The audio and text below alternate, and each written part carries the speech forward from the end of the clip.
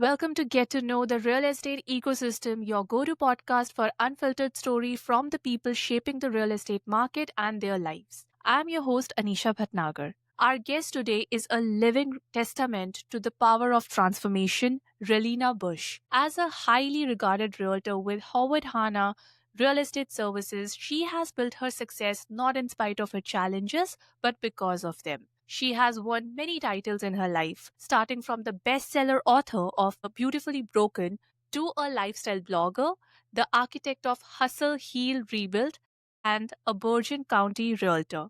Relina's journey from the vulnerability of single motherhood and starting all over again to helping clients find not just houses but a fresh start proves that personal growth and professional success are two sides of the same coin.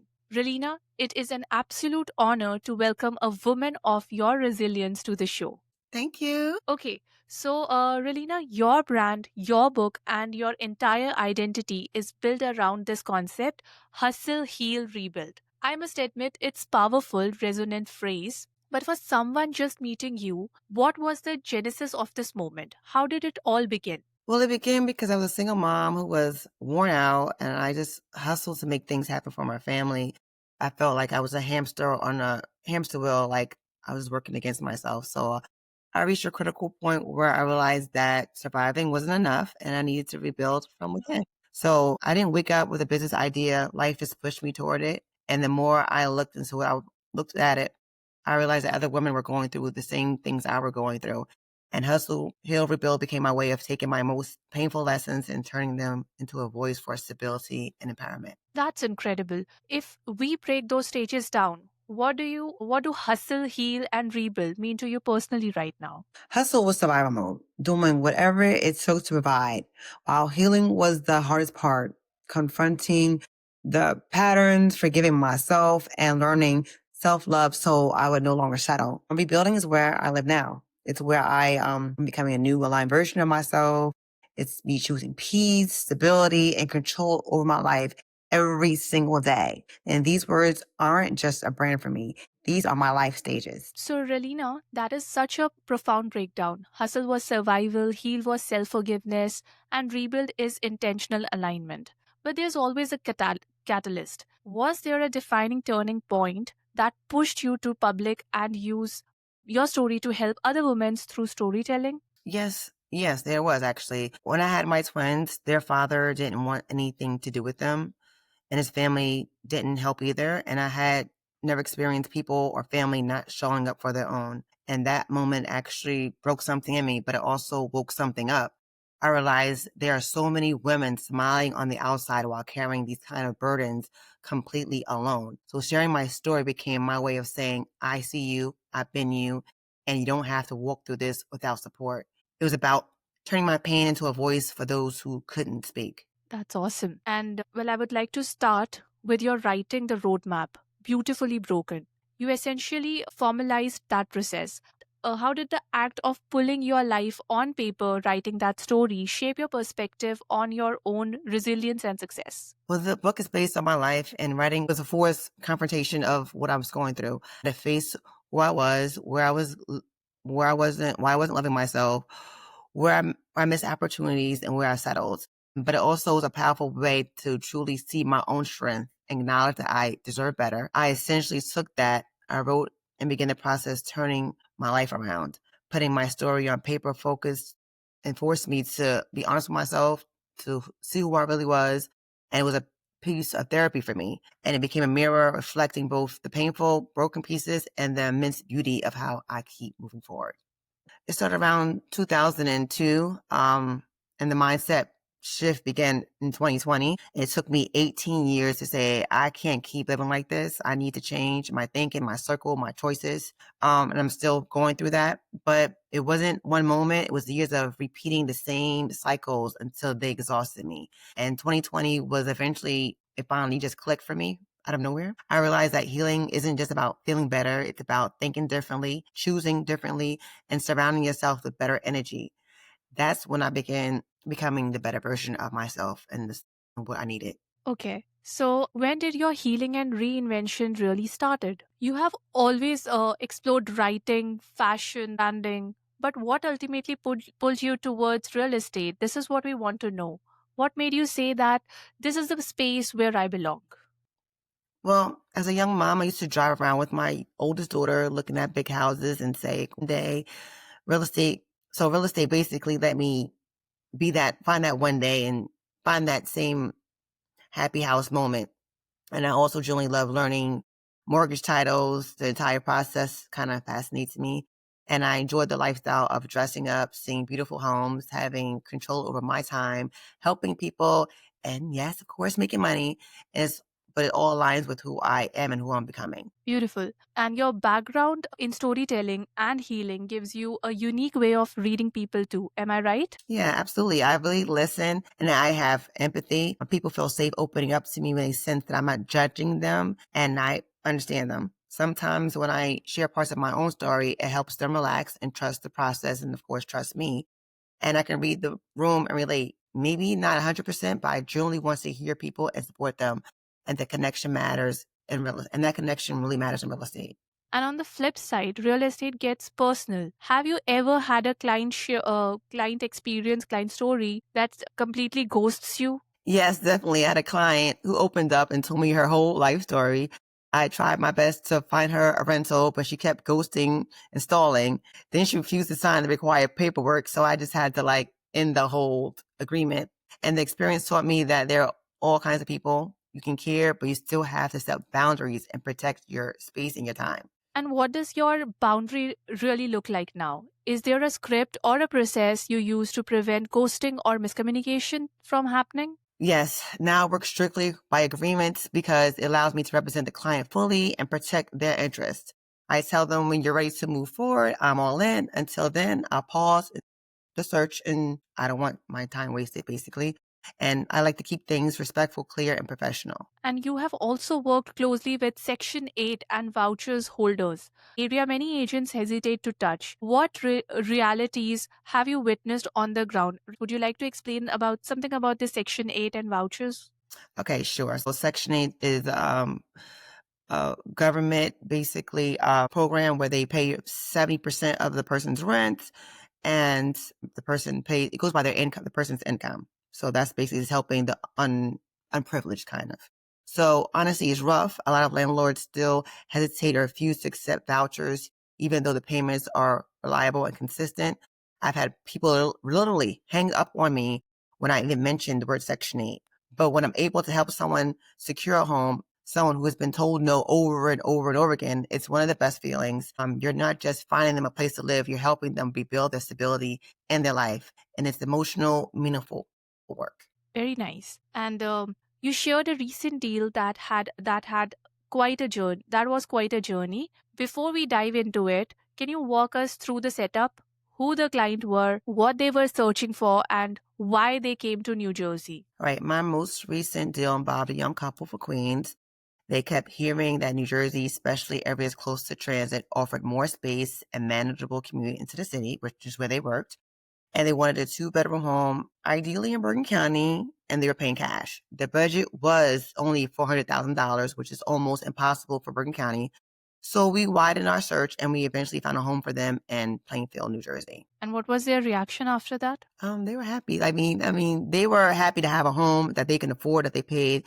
It was quick, smooth closing. We found the house within 2 weeks. It was July, and they were ready to move forward. But during the process, the town discovered the homeowner hadn't finished the basement without proper permits, and the inspection failed. The seller hasn't made repairs, and then wait for reinspection. Meanwhile, my buyers were staying in an extended stay hotel, and they had to evacuate by August, and this added a lot of pressure to them. Got it. This is such a common situation buyers don't see. Everything looks trunky until the town steps in. How do you manage the stress on both sides and keep the deal alive? Well, everyone was frustrated. My clients were close to walking away, but the seller's agent and I pushed to find a solution. We negotiated for the seller to let my buyers temporarily rent the home until the final inspection passed. And that rented was accredited back to the buyers at closing. It wasn't the original plan, but it turned a potential fall through into a win. That's impressive. Turning a stall deal into a creative win-win. When did everything finally wrap up? By mid-September, The permits were finally cleared. The town approved the work. So we were able to close something that should have been simple, I guess because cash deals are simple, but it turned into a roller coaster because the homeowners didn't have the proper permits. So, can you just tell us that when a homeowner didn't have proper permits, what are the issues that they can face? So some of the things that can face when people don't get proper permits is things like this. People like to do things illegally because permits cost money. They're trying to just do something quickly, not realizing when you want to sell your house that now the town has to find out. Now you have to pay extra money to get these permits. Now it's going to delay because they have to get inspected. If there's an past inspection, it's like an ongoing process. People should not be doing that. But that's what's supposed to happen when you do things illegally. Got it. I love that breakdown because it teaches buyers something very real. If you had to pull one metric or takeaway from this deal, or for listeners, something measurable or memorable, what would that be? The biggest takeaway would be a quick cash deal. Still took about 10 extra weeks because of missing permits. So always ask questions about the home's updates, whether they're done legally, because that's like very important because that's the most biggest holdup. Awesome. And since a lot of your clients look in Teaneck, Englewood, and Paramus, what are the on the ground truths buyers should know in these areas? Well, in Teaneck, the homes have a lot of character, but they're older. Buyers should watch for basement moisture and double check for permits for any renovations. Inglewood, the price range is wide. Homes near commuter routes go faster, but also can be noisy. I always tell buyers visit the house at different times of the day. And in Paramus has amazing schools and incredible retail access, but you need to factor in traffic patterns, especially near the shopping corridors, and buyers love turnkey kitchens and updated baths. You have rebuilt so many parts of your life. What is one belief you had to unlearn to start that process? That wasn't worthy of better. I had to truly believe I deserved more, I had to stop settling, and I had to start choosing myself. And as an agent, what's one tool or template you wish you had on the day one when you started? A simple comp template and follow-up script that for clients to stall. Those two things alone would have saved me so much confusion and so much time early on. So, do you feel that there should be an AI tool or a software to help the real estate agents as well? I think, well, I like to learn in person, but I think an AI tool, and then like everyone should have someone in their broker's office that can help teach as well. Well, you're really never going to be able to save anyone's time because people like to lead you on. But the thing I think maybe just give me a minute to think about this because this is a little bit of a question. I feel personally, I feel like it's not about the tools. Cause I feel like I get the tools and learning, you get that, but it's more of the people that make it a little bit different because it seems so easy to go network yourself and try to find someone interested in buying or selling their home. But then it gets where I'm not interested anymore. Life happens. It's just life really. And you can't control that. No tool for that. It's just, you got to go with the flow and try to figure it out. Personally, I've tried different journeys. Tried different programs. I've worked with different type of people. And I feel like to me personally, everybody's different, but me personally, it's not the program. The programs are great. You just have to pay attention and they instruct you easily. It's not that hard. But to me personally, I find it is more of life itself because the programs can give you the perfect examples of what to do, what to say, but that it doesn't mean the person that you're trying to approach and sell yourself to is going to answer the same way that the computer or whatever it tells you is going to answer, or how you should apply things. So that's the issue for me. Got it. So, Raleena, I just wanted to learn a bit more about your client stories. Do you have a client story that really, that you remember that has, significant impact on your life? Well, I was a client, but I wasn't able to help her because she had Section 8. So Section 8, I said, it's very difficult working with Section 8 clientele because of the fact that a lot of people don't not want Section 8 in the home. But this woman, she had Section 8. She had, I believe, a domestic violence with her partner. Her kids were taken away. Her landlord was kicking her out. And she needed to move immediately so she can get a new apartment away from her partner and get her kids back. But she could not find anyone to take her Section 8. And that was one of the ones I called and they hung up on me.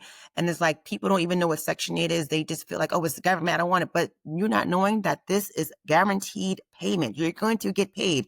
It's not like, oh, I don't want Section 8 here. Or sometimes they may feel like somebody on Section 8, they're lazy, they're dirty, they don't have a job. She had a job. She was working at a nursing home as a CNA. She just didn't make a lot of money. And you're going to deny someone a place to live, and she's trying to get her kids back. And that was the most saddest part. People don't understand what people are going through. They just go by, oh, I don't want that. But you don't even know the situation. You didn't even interview her. You didn't even talk to her.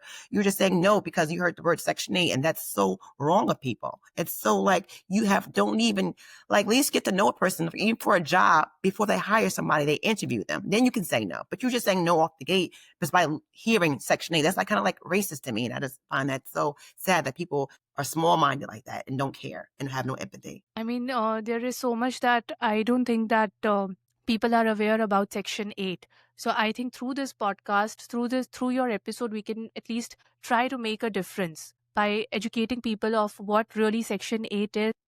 Sure. Section 8 is really there to help them out from the situation that they are already stuck in. So, can I ask you some more questions related to Section 8 about the understanding and the landlord experience or inspections, something like that? Sure. Okay, so for someone new to real estate, how would you explain what Section 8 housing actually is and how the voucher system works? I know you have addressed this earlier, but I would like to edit it a little bit more for the audience. So Section 8 is basically every state has it, mostly and sometimes counties within the state have it. So say, for instance, I'm going to give you an example of New Jersey. New Jersey has Section 8, state Section 8, and it has town Section 8. So if you live in Inglewood, Garfield, Lodi, and I think it's Fort Lee, they have their own Section 8. So you have to live in those towns. And then you can only find apartments in those towns with Section 8. You have a state Section 8, state of New Jersey Section 8. You can live anywhere in New Jersey except for those exact towns that have their own Section 8. So once you put your application in and they accept you, they give you a voucher for how many bedrooms you may need, depending on your household size. You go look for an apartment. They give you a range. They give you a budget range. So the apartment can be over this amount of money for this many bedrooms. You find that apartment within the range. And then the person accepts it. They decide the people at Section 8 office come and inspect the apartment, make sure everything is intact, everything's legal. They have fire alarms, smoke detectors, and then you're able to move in. You cannot be a felon with Section 8. You have to pay your rent. If you don't pay your rent, you're subject to losing your Section 8.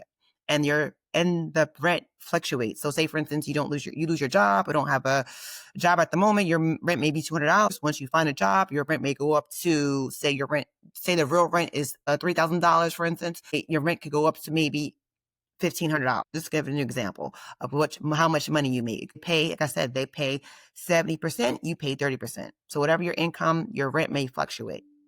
What are the most common misconceptions landlords have about Section 8 tenants? That they're lazy, they don't have a job, they're dirty, they're poor. Basically, they're low income and aren't worth anything. That's the attitude I get from people, like that they feel that Section 8 is, and it's definitely not that. Anybody can have Section 8. You don't know who has Section 8. Sometimes I lived in one building where an African American girl lived, and it was an African American community, let's say. She was there, and the people were questioning her. I kind of, since she got Section 8, I'm not trying to, just kind of gave that off, which she did. She did have Section 8, but they was questioning her, why are you living here? How do you afford to live here? What do you do for a living? Why is that anyone's business? And people treat people like that because they feel like someone can't afford Section 8. I mean, they can't afford the building. Look, they go by looks. You don't look like you can afford here. What do you do for a living? How are you able to live here? And that's wrong. You don't do that to people. And that they feel like poor people are Section 8, and that's not right. It's a total discrimination that I must admit. So, are mostly landlords like that, or have you seen good landlords also? Oh, I've seen good landlords. There are landlords that know that this is guaranteed money. They don't want Section 8 people because they know, oh, I'm gonna get a guaranteed rent. Because like I said, they pay most of the rent. So say, for instance, the rent's $3,000 and Section 8 paying $2,000. The person may be short for that month $1,000, but you got most of your rent for the month, or you're going to get, if they pay, say they pay the person only pays $200 and the Section 8 pays the rest. You know you're going to get your money. It's guaranteed rent money, regardless if it's all of it, half of it. You're going to get money. It's not like you're sitting there, you're not getting anything. So that's what I feel like people that I do know that do take Section 8 know they're going to get guaranteed money. They're going to get their money eventually. So it's fine. It usually comes before the first of the month. They have their money. And you don't have someone who doesn't have Section 8, you're relying on their word that they're going to pay you. You should be more wanting to help someone with Section 8, knowing that it's going to guarantee than someone that you really just, because they said they're going to give it to you, not knowing because they may lose their job and they don't have a Section 8. How are they going to pay this week? There might be Christmas coming up and they want to spend money on Christmas gifts rather than pay you rent. You see what I mean? Yeah. And what do you think that what is the biggest benefit of renting to Section 8 tenants? Is that you're going to get paid. That's the basic one. You're going to get paid because everybody's different. Everybody's not going to be clean and all the time. That's either a Section 8 or not. That's just people in general. But with Section 8, you know you're going to get paid. Yeah, it totally makes sense that if the landlords are going to get paid, then they should definitely not have any right to, think or say bad words to the tenants, no matter from what their background is and where they're coming from.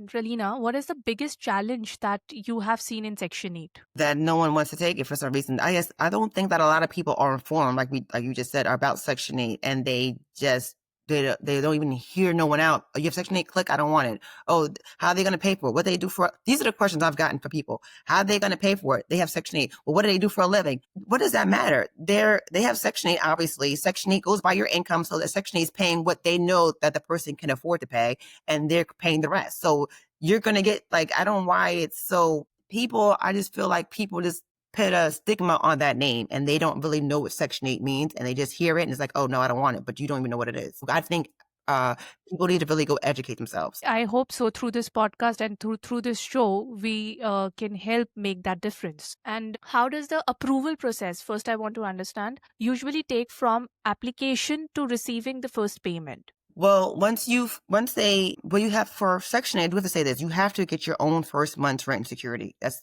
the first money. They pay the rent. I mean, you have to get your own security money. So the security money is up to the person that's renting and they pay the first month's rent, their portion only. So, once you have secured apartment, they have approved the apartment, inspected the apartment, they usually pay before you move in. They usually have the check cut for you to move in. So it's not that long of a process between the inspection, them approving, and you moving in. So say you're moving in, say now it's December 1st, you got the apartment, they inspected, and it's now, you're moving in January 1st, they'll have their money by January 1st. Or maybe I'm just going to say give it 5 days, delay sometimes, but they usually have it by the time you move in. And I would like to touch on the Section 8 inspection. So, what do you think? What are the 5 top reasons homes fail Section 8 inspection? They might not have the fire alarms may not be up to date, expired, or the carbon monoxide might not have carbon monoxide detectors in their home. Heat may not be working, stove might not be working, leaking, walls leaking, water leakage. Those are maybe the top things. The windows are most important too. The windows may not be secure and up to date either. So they will fail you. If the window locks don't lock, they will fail you for that. Has a failed inspection ever delayed your leasing timeline?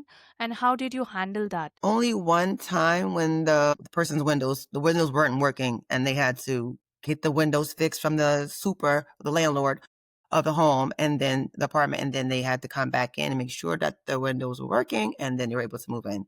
And that's how I remember the windows because that was my delay. Got it. And how does a landlord prepare a property to pass the first time? First of all, the property should be up to date. There's a lot of landlords that do not have, and well, in New Jersey, I don't know about everywhere else, but there's a lot of towns in New Jersey that they have apartments where it's ran down. There's mice, rats, roaches. Stuff is not secure. They don't care. They're trying to rent the apartment out and people are desperate and will take it. But if you have Section 8, that's not the case. They have to be on top of it. But people that are landlords there, they don't want to spend their money. They want to just rent out and get money and not spend the money to fix their buildings. Got it. And Rina, coming down to, Section 8 financials and rent rules. So, what do you think that how does Section 8 determine the rental amount they are willing to pay? It depends on the income of the person. So they're not, if you make too much money, they have a ranking list system, say for instance. So if you are a family of 4, you cannot make over $70,000 as a head of household in order to get Section 8. So if you're making under $70,000, if a family of 4, then 4 or 5, as I say, one of those, then you're not applying for Section 8. You have to be moderate income. You cannot have high income. You can have extremely low and moderate income the most. And then they will help you. And then once you, say for instance, you have Section 8, then you start making over the limited amount, they will most likely take you off the Section 8. And you won't need Section 8 anymore because now you're able to do it by yourself. And can landlords request a rent increase? If yes, what is the right way to do it? They can request a rent increase. It could be most rent increases in New Jersey are every year. Every time you renew your lease, you can increase your rent. So, and that's okay, and that's fine because it's going by, the government, how housing is and how the money is and how inflation, for instance. So everything's going to go up. I personally have lived in I didn't have Section 8, but I have lived in apartments where my rent didn't go up. And I stayed at my one apartment, I never had rent go up. And then now in 2025, 2024, rent's going up every year. What are typical out of the pocket costs for tenants versus what the program pays? The out of pocket cost always depends on their income. So I really can't say. Like I said, they pay 70% and the person pays 30%. That's always so. Whatever your payment is, whatever you get paid financially, you're going to pay 30%. The government's going to pay 70%. Now, once you, like I say, max out, then you're on your own. But you have to be within the income limits. So there's income limits for each size of household. So everyone's house is different, depending, but 70-30. And what was your most memorable Section 8 success story? I haven't had one yet. Well, we wish you all the luck. And do you see Section 8 demand rising or falling in next 5 years? Personally, I think Section 8 should stay around and help people, but it should be just a little bit more stricter on certain rules, like help people. Like there's people on Section 8 that has never worked and it just sits there and they pay 25. I've heard people pay 25 cents for rent. Like you paying 25 cents for rent, and then what are you doing with your life? Like, what are you doing all day? You're not trying to be better yourself. You're just sitting there and be happy that you're paying 25 cents for rent, where other people are breaking their back and busting their behind paying rent. That part I find not fair. I feel like everybody should be working or doing something because I know no one's living off 25 cents for the whole month. I know you're getting money from somewhere. So I feel like should be a little bit of restrictions on it. But again, that's politics. I'm not really into politics, but this is my personal opinion because I feel like everybody should be doing something in life. And how is the affordable housing crisis shaping opportunities for Section 8 landlords? Well, there's a lot more affordable housing going up. I feel like it's not even about the landlords at that point. I feel like it's more about the towns because the towns don't want the affordable housing in them. There's certain towns that are bougie and have homes and upper class, and they don't want affordable housing apartments there because, affordable housing brings in different criteria of people, let's say, that they don't want there or not used to. Okay, I think that the whole conversation has taken a turn on a serious note. So let's lighter it a little bit with our fun segment, of course. So, Releena, I am going to ask you some rapid fire questions. So you have to say what the first thing comes to your mind. Okay, are you ready? Yes, I'm ready. Good. So, one quote you live by. I'm worthy and I deserve the best. And theme song for your life right now? Summer in Miami by Jim Jones. One thing you do to reset your whole energy. Listen to music. And complete the sentence. Home to me means stability and love. So, Raleena, thank you for sharing a story that is so much bigger than real estate. You haven't just sold houses, you have shown us how to successfully rebuild a life while building a business. The major takeaways today is this that you are worthy and you deserve the best. And, Raleena, the journey proves that the hardest work you will ever do, the hustle to heal, is the foundation for your greatest professional success. Now, before we sign off, here are three quick actionable hits from Releena's seller prep list. Raleena, would you like to take over now? All right. One is declutter 30% and repack the rooms buyers care about most. 2, light fixes and a curb appeal refresh to ensure your home's photographs are beautiful. And 3, do a data back price check before you go live and no emotional pricing. To get Releena's full 7-day prep to checklist, simply DM her or us the keyword HHR. Find Raleena on social media and check out her books, Beautifully Broken and her children's book, linked in our show notes. Thank you for listening to get to know the real estate ecosystem. Until next time, keep learning, keep growing, and keep talking about real estate. Thank you.